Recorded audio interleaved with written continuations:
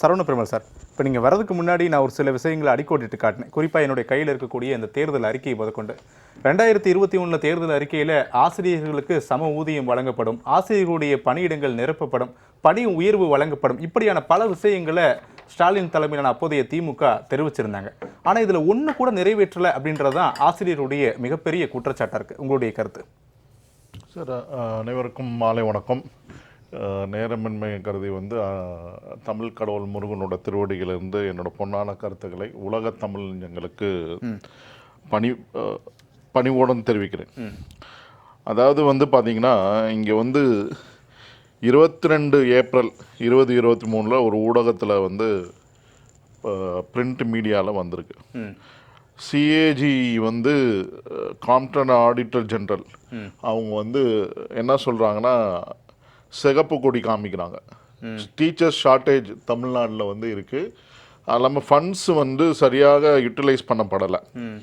ஆனால் உடனே இவங்க என்ன பண்ணுவாங்கன்னா, அந்த இங்கே இருக்கக்கூடிய தலைமை ஆடிட்டர் ஜெனரலாக இருக்கக்கூடியவர் இவர்கள் நடத்தி இருக்கக்கூடிய இந்த பஞ்சாயத்து போர்டில் இப்போ இந்த இது போட்டிருக்காங்க பாருங்கள், டெம்பரரி ரெக்ரூட்மெண்ட் மாதிரி கவுன்சிலர்லாம் எலெக்ட் பண்ணாமல் அதுக்கு ஒரு ரெக்ரூட்மெண்ட்டை போட்டு அவங்களுக்கு ஒரு ஆஃபீஸர் லெவல் கேடரை கொடுத்து அந்த இது கவுன்சிலர் இதை அந்த வட்டத்தை மெயின்டைன் பண்ணுறதுக்காக கொடுத்துருக்காங்க. ஸோ இப்போ எலெக்ஷன் நடக்க வேண்டியதை நடத்தலை அவங்க. ஏன்னா நடத்தி இருந்தாங்கன்னா கண்டிப்பாக இதனுடைய நிலைப்பாடு 2026 தேர்தலில் பிரதிபலிக்கும் அப்படின்றத நல்லா தெரிஞ்சு வச்சுக்கிட்டு பண்ணல. ஸோ அது ஒரு பாட்டு. நம்ம எதுக்கு இதை கோடிட்டு காண்பிக்கிறோன்னா, இவர்களுடைய அந்த ஆடிட்டர் ஜெனரல் சீஃப் என்ன சொல்கிறாருன்னா, இங்கே தமிழகத்தில் நடந்திருக்கக்கூடிய இந்த பில்ஸ் எல்லாம், இந்த ஆடிட்டிங் இதெல்லாம் பார்த்தீங்கன்னா நிறைய குளறுபடிகள். அது இங்கே சிஏஜி இதை தான் இந்த ஃபண்டெல்லாம் சரியாக யூட்டிலைஸ் பண்ணப்படலை அப்படின்றத ஒன்று சொல்கிறாங்க. இப்போ என்னென்னா, கடந்த 2011 to 12 பீரியடில் ஒரு டீச்சருக்கு 43 பிள்ளைகள் அப்படின்ற மாதிரி கோடிட்டு காண்பிக்கப்பட்டது.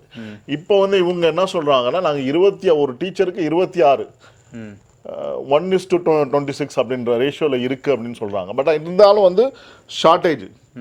ஒரு பக்கம் இவங்க நிதி ஒதுக்கீடு பண்ணி மாணவர்களை சேர்க்கறதுக்காக, பள்ளிகளில் சேர்க்கறதுக்காக அங்கே நான் பார்க்குறேன் ப்ரைமரி கிட்ஸ் ப்ளே ஸ்கூல், மாநகராட்சி கிட்ஸ் ப்ளே ஸ்கூல்லாம் ஒரு ஊர் சைடில் சென்னையினோட பகுதிகளில் இந்த விலாங்காட்டு பகுதியிலலாம் ஊட்டியிருக்காங்க. ஆனால் பார்த்திங்கன்னா எல்லாமே விளம்பரமாக தான் இருக்குது. அதுக்குள்ளே என்ன இருக்குது அப்படின்றது, அந்த பில்டிங்கெல்லாம் பார்த்திங்கன்னா அவ்வளோ ஒன்றும் சிறப்பாலாம் கிடையாது. இந்த ஃபண்டெல்லாம் எங்கே போகுது? வெறும் போர்டை மட்டும் போட்டுட்டா போதுமா? இப்போ ஐயா சொன்ன மாதிரி நிறைய மருத்துவமனைகளை திறந்து அதுக்குள்ளே எக்யூப்மெண்ட்ஸ் கிடையாது, செவிலியர்கள் கிடையாது, மருத்துவர்கள் கிடையாது, இந்த மாதிரியான சூழ்நிலை. அதே மாதிரி தான் இங்கேயும் ஆசிரியர்கள் கிடையாது. குறிப்பாக இங்கே ஷார்ட்டேஜ் பார்த்தீங்கன்னா, இன்றைக்கி நீட்டில் இந்த தடவை ரொம்ப கம்மி மார்க்கு இந்தியா முழுக்க. அது இல்லாமல் இப்போ குறைபாடுகள் என்னன்னு பார்த்தீங்கன்னா, ஃபிசிக்ஸு, கெமிஸ்ட்ரி, பயாலஜி இந்த 3 சப்ஜெக்ட்டுக்குமே பயங்கரமான ஷார்ட்டேஜ். இது டேட்டா இப்போ ஒரு சில ஊடகங்களில் பதிவு செய்யப்பட்டிருக்கு. நான் சொல்லலை, ஊடகங்களில் இருக்கக்கூடிய விஷயம் தான் சொல்லுவேன். எவ்வளோன்னு கேட்டிங்கன்னா, 17% ஃபிசிக்ஸுக்கு, 17.63 ஷார்ட்டேஜ். அது இல்லாமல் 23% கெமிஸ்ட்ரிக்கு, இன்னொன்றுக்கு 20% பயாலஜிக்கு. இப்படி இருக்கும்போது நீங்கள் நீட்டில் எப்படி மாணவர்களை தேர்ச்சி பெற செய்வீங்க? ஒரு புறம் நீங்கள் என்ன சொல்கிறீங்க, ஐயா சொன்ன மாதிரி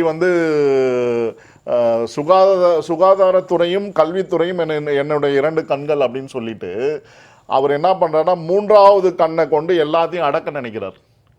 நான் சொல்கிறது புரியுதுங்களா? காவல்துறையை ஏவல் துறையாக பயன்படுத்தி அதை பார்த்தீங்கன்னா, அதை ஏவல் 3வது கண் அப்படின்ற மாதிரி மாற்றிக்கிட்டு இன்றைக்கி நீங்கள் எது வேணால் பண்ணிட்டு போங்க, நாங்கள் சொல்கிற ஆர்டரை ஒபே பண்ணோம், எல்லாத்தையும் எஃப்ஐஆர் போடுறது கிடையாது, சிஎஸ்ஆர் போடுறது. நீங்கள் போலீஸ் ஸ்டேஷனில் சர்வசாதாரணமாக போங்க சார். இன்றைக்கி எல்லாமே பஞ்சாயத்துக்கு வந்தாச்சு. சார், என்னுடைய கேள்வி என்னன்னா, இங்க அரசு சொல்ல இல்ல, நம்ம இதுக்குள்ளே வந்துடும், சப்ஜெக்ட் உள்ள அதான் சப்ஜெக்ட் உள்ள தான் அதான் இல்லை அதே தான் நான் கேட்குறேன். இப்போ என்னுடைய கேள்வி என்ன அப்படின்னா, எங்ககிட்ட போதிய அளவில் நிதி இல்லை, அதனால இந்த விவகாரங்கள்லாம் சொல்லப்படலை.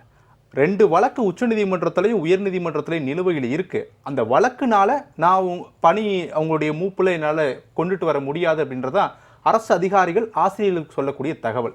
ஆனால் 2018 உறுதி கொடுத்தாங்க இதே திமுக தான், உங்களுக்கு நிச்சயமாக நாங்கள் பதவி உயர்வுலாம் கொடுப்போம் எங்கள் அரசு அமைந்ததற்கு பிறகுன்னு. 4 வருஷமாக எந்த நடவடிக்கையுமே எடுக்காமல் இப்போ வரைக்கும் அதில் மௌனம் காக்கிறதுக்கான காரணம் என்ன அப்படின்றதான்?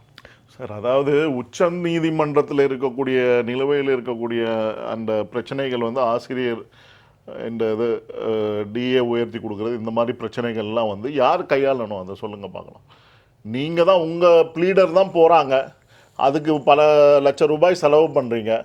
நீங்கள் இப்போ என்ன சொன்னீங்க, இந்த இந்த கவர்னர் பிரச்சனைக்கு எவ்வளோ லட்சம் ரூபாய் செலவு பண்ணியிருக்கீங்க, எவ்வளோ கோடி ரூபாய் செலவு பண்ணியிருக்கீங்க.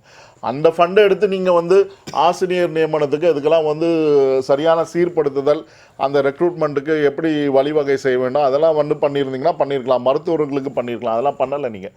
ஆனால் வந்து நீங்கள் என்ன பண்ணுறீங்க, உங்களுடைய பெருமையை தம்பட்டம் அடித்துக் கொள்வதற்காக நீங்கள் வந்து பல ப்ரைவேட்டாக வந்து ஒரு லாயர்ஸை அப்பாயிண்ட் பண்ணி நீங்கள் வந்து மொழி போராட்டம், இந்த போராட்டம், அந்த போராட்டம், கவர்னர் எதிர்த்து போராட்டம் அப்படின்னு சொல்லி இது பண்ணுறீங்க. அதெல்லாம் வந்து செய்யும் போது இதையே நீங்கள் ஏன் சேர்த்து செய்யலை? பிற வழக்குகளுக்கு கொடுத்த முக்கியத்துவத்தை இந்த வழக்குகளுக்கு கொடுக்கலாம். ஆசிரியர்களுக்கு இப்போ நீட்டே வந்து இவங்க வந்து மெடிக்கல் கமிஷன் அமைச்ச பிறப்போடு இவங்க தான் இருந்தாங்க ஆட்சியில், யூபிஏ ஆட்சியில். அந்த சரத்தை 16 செக்ஷன் 16ல வந்து அவங்க சுப்ரீம் கோர்ட்டே என்ன சொல்லுதுன்னா, அதை வந்து நீக்க முடியாது, நேஷனல் மெடிக்கல் கவுன்சிலோட செக்ஷன் 16 நீக்க முடியாதுன்னு சொல்றாங்க. ஆனா வந்து இவங்களுக்கு அதனால அது மீது ஆர்கியூ பண்றது கூட இது கிடையாது. இது மட்டும் இல்லை, காவேரியில வந்து பிரச்சனைகள்ல வந்து சித்தராமையா அவங்க தரப்புல இருந்து ஒரு இதை வந்து ப்ளீடிங்கை வைக்கிறாங்க ஜட்ஜுகள் முன்னாடி. இவங்களால வந்து அதற்கு மறுப்பு தெரிவித்து அதை இது பண்ண முடியல. நீங்க இந்த விவகாரத்துல வந்து நம்ம பிற வழக்குகளுக்கு கொடுத்திருக்கக்கூடிய முக்கியத்துவத்தை இந்த ஆசிரியர் சார்ந்த வழக்குகளுக்கு கொடுத்திருக்கணும். கண்டிப்பா, அதான் நான் சொல்றேன். நம்ம தொடர்ந்து கொடுத்திருந்தாங்கன்னா அப்ப என்ன ஆயிருக்கும், இதெல்லாம் ஸ்ட்ரீம்லைன் ஆயிருக்கும். நீங்க வந்து ஃபண்டுகள் வந்து வந்திருக்கும், மத்திய அரசாங்கமும் இதை சீர்படுத்தி இருப்பாங்க, பல விஷயங்கள். நீங்க வெறும் 12,000 பேர் டெம்பரரி ஆசிரியர் அந்த பிஎம் ஸ்ரீக்கு இதுல வர ஃபண்டை தான் கொடுக்கல, சமகிர்கா சிக்ஷா அபியானுக்கு வந்து 2,500 கோடி கொடுக்கல. அந்த 12,000 டீச்சர் டெம்பரரி, இவங்க எல்லாமே வந்து டெம்பரரி தான். பட் ஆனால் வந்து யோகா டீச்சர் நிறைய டீச்சர் இருக்காங்க. ஆனால் உங்களுக்கு கோர் ஆஃப் த சப்ஜெக்ட்டுக்கே ஆள் இல்லை, பிசிக்ஸுக்கு ஆள் இல்லை, ஷார்டேஜ் 17%, கெமிஸ்ட்ரிக்கு 21%, 20% பயாலஜிக்கு. இப்படி இருக்கும்போது நீங்கள் என்ன, நீங்கள் வந்து தமிழ்நாடு வளர்ந்துருச்சு, இவ்வளோ ஜிடிஎஸ்பியில் இவ்வளோ வளர்ந்துருச்சு அப்படின்லாம் பொய்யை சொல்லி பொய் பிரச்சாரம் மாடல. அதான் நீங்கள் வந்து விளம்பரப்படுத்துகிறாங்க நல்லா. எவ்வளோக்கு எவ்வளோ விளம்பரப்படுத்துகிறாங்களோ அதான் நான் இந்த இதே விவாத மேடையில் தான் சொன்னேன். நான் ஒரு குறிப்பிட்ட அளவு தான் வந்து பப்ளிசிட்டி, கவர்மெண்டோட பப்ளிசிட்டி டிபார்ட்மெண்ட்டில் இவ்வளோ தான் செலவு பண்ணணும்னு இருக்குது. ஒரு 115 கோடி ரூபாய் அப்படின்னு இருக்குன்னு வச்சுக்கோங்களேன். அந்த வரம்பை மீறி இவங்க வந்து செலவு பண்றாங்க. கிட்டத்தட்ட 200 கோடியை தொடுது இவங்களுக்கு விளம்பரத்துக்கான. அதுதான் பப்ளிசிட்டி டிபார்ட்மெண்ட்ல கூடி அதுக்கு மட்டும் அள்ளி அள்ளி கொடுக்குறாங்க. 100 கோடி 200 கோடி. அங்க எங்க இருந்து பணம் வருது அப்படின்னு தெரியல. சரி, சரவண பெருமாள் சார், நிறைவான கருத்து சுருக்குமா? அதுதான் சார், இப்போ சார் சொன்ன மாதிரி கோர்ட்ல போய் நீங்க வந்து என்ன ப்ளீட் பண்றீங்க அப்படின்றத பொறுத்து தான் வந்து ஜட்ஜு வந்து முடிவு பண்ணுவாங்க. அதை உங்களால் ப்ளீட் பண்ண முடியலன்னா நீங்கள் வந்து பர்பஸா இதை வந்து கிடப்பில் போடுறீங்க. திட்டமிட்டு தான். ஏன்னா மற்ற விஷயங்களுக்கு நீங்கள் கோர்ட்டில் வந்து நாங்கள் வந்து வானாளாவிய தமிழகம், ஒரு இனத்தையே பாதுகாக்கக்கூடிய தமிழகத்தை உருவாக்கிக்கிட்டு இருக்கோம் இந்த ஆட்சியில், 4.5 ஆண்டுகள் ஆட்சியில் அப்படின்லாம் சொல்கிறாங்க. ஆனால் வந்து உண்மையிலே வந்து பார்த்திங்கன்னா இன்றைக்கி வந்து நம்ம சின்னம்மா அவர்கள், சசிகலா அம்மையார் சொன்ன மாதிரி வந்து இந்த தமிழகம் வந்து தமிழர்களை அகதிகளாக கொண்ட தமிழகமாக மாறிக்கொண்டே வருகிறது. டீச்சர்கள் அகதிகள் ஆகிட்டாங்க, படித்த டெக்னிக்கல் பீப்புள் அகதிகள் ஆகிட்டாங்க, வேலை இல்லாமல் ஸ்விக்கி ஜொமேட்டோ, அதுக்கு வந்து இப்போ வந்து செவிலியர்கள், இப்படி நம்ம பட்டியலிட்டுக்கிட்டே போயிட்டே இருக்கலாம். இப்போ நீங்கள் வந்து உங்கள் ஏவல் துறையை கூட வந்து உங்களால் வந்து 5th போலீஸ் கமிஷனில் கொடுக்கப்பட்ட ரிப்போர்ட்டு யாருக்கு கொடுத்துருக்காங்க, அந்த துறையை வைத்து கொண்டு இருக்கக்கூடிய உள்துறை அமைச்சராக இருக்கக்கூடிய, தமிழகத்தின் உள்துறை அமைச்சராக இருக்கக்கூடிய சிஎம்முக்கு கொடுத்துருக்காங்க. அதில் வந்து எல்லாம் பட்டியலிடப்பட்டிருக்கு. இங்கே வந்து கஸ்டடியல் டெத்து அதிகமாக இருக்குது. இப்போ ரீசெண்டாக ஒரு தகவல் வருது, தேனியில் இன்னொரு கஸ்டடியல் டெத்து நடந்திருக்கு அப்படின்னு. அது மாதிரி உங்களுக்கு வந்து நீங்கள் அதன் மீது என்ன ஆக்ஷன் எடுக்கிறீங்கன்னு உண்மையே புரிய மாட்டேங்குது. அதாவது ஒரு சில ஊடகங்கள் சொல்லிடுறேன். அதுதான் இப்போ இந்த ஆசிரியர்கள் பணியிடம் போன கடந்த ஆண்டுகளில் வந்து February 4 நடத்தப்பட்ட தேர்வு, 18 வந்து இப்போ எல்லாம் இதெல்லாம் முடிஞ்சு போச்சு. எக்ஸாம் ரிசல்ட் வந்தாச்சு May 18. அதற்கு பிற்பாடு கிட்டத்தட்ட 3100 சில்லற அவங்களுக்கு வந்து வேலை வாய்ப்புக்கு ரெக்ரூட் பண்ண டிஆர்பி மூலமா அந்த வெரிஃபிகேஷனை முடிச்சு தான் பண்ணணும். வெரிஃபிகேஷன் ப்ராசஸ்ல போயிட்டு இருக்கு. அதே டிலே பண்ணி வச்சிருக்காங்க. உங்களுக்கு கிராஜுவேட் டீச்சர்ஸ் ஆசிரியர் பதவி உயர்வு அப்படின்றது திட்டமிட்டே அரசு ஏதோ ஒரு எண்ணத்துக்காக அதை காலதாமதம் படுத்துறாங்களோ அப்படின்னு வைக்கிறாங்க. சரி, அதுதான் வந்து மையமா வச்சு பண்றாங்க. ஏன்னா இவங்களுக்கு அதுல வந்து துளி அளவு கூட ஆர்வம் இருப்பதாகவே தெரியவில்லை. Okay, right.